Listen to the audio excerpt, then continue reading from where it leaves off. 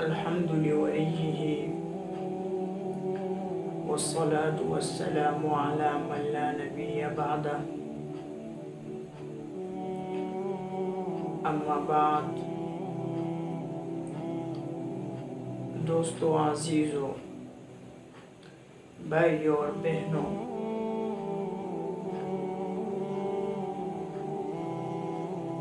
فضیلت الشغل یعنی اپنے ہاتھوں سے کمائی کرنا، حلال رزق کمانا، رحمت للعالمین صلی اللہ علیہ وسلم نے ہم کو یہ بھی بتایا ہے، یعنی فرمایا ہے کہ حلال رزق کمانا اپنے بچوں کے لیے، اپنے آپ کے لیے، اپنے اولاد، اپنے اہل کے لیے یہ بھی عبادت ہے۔ ایک مرتبہ ایک انصار کا آدمی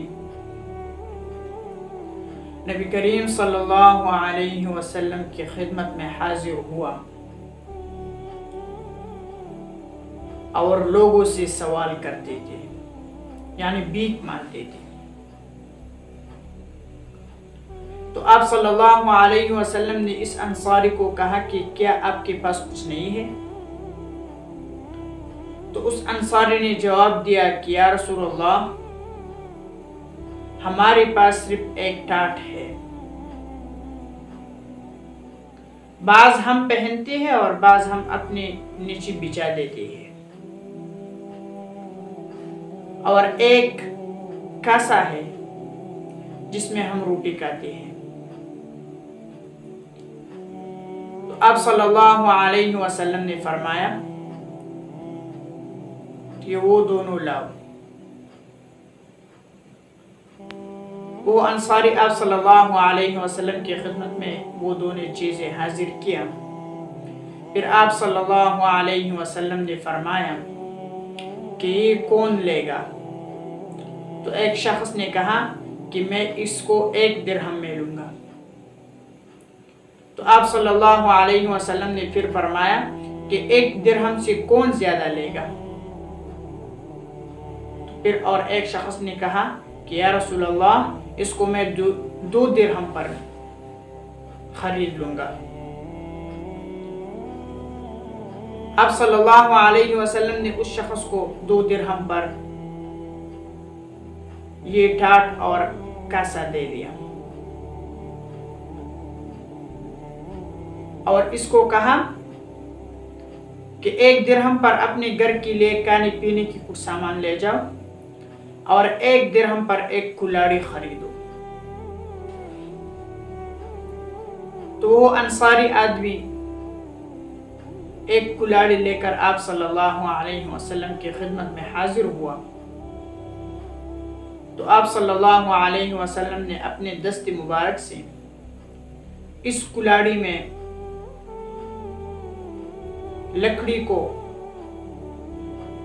مضبوط کر دیا، اور پھر اس سے کہا کہ جاؤ لکڑی کاٹو اور بیچو، اپنے ہاتھ سے مزدوری کرو، اور 15 دن تک میں آپ کو یہاں نہ دیکھوں۔ جب 15 دن وہ شخص واپس آپ صلی اللہ علیہ وسلم کی خدمت میں حاضر ہوا، تو انہوں کے پاس، اس انصاری کے پاس 15 دراہم تھے۔ آپ صلی اللہ علیہ وسلم نے فرمایا کہ اس 15 درہم پر اپنے گھر والوں کے لیے بھی کپڑے خریدو، اپنے لیے کپڑے خریدو، اور گھر کا خرچہ وغیرہ بھی کرو۔ اور پھر فرمایا کہ اپنے ہاتھ سے مزدوری کرو، یہاں تک کہ آپ سوال کرتے تھے اور قیامت کے دن آپ کے چہرے پر داغ تھے۔ تو دوستو، نبی کریم صلی اللہ علیہ وسلم نے حلال کسب کی بھی ترغیب دی ہے، اور حلال کسب کی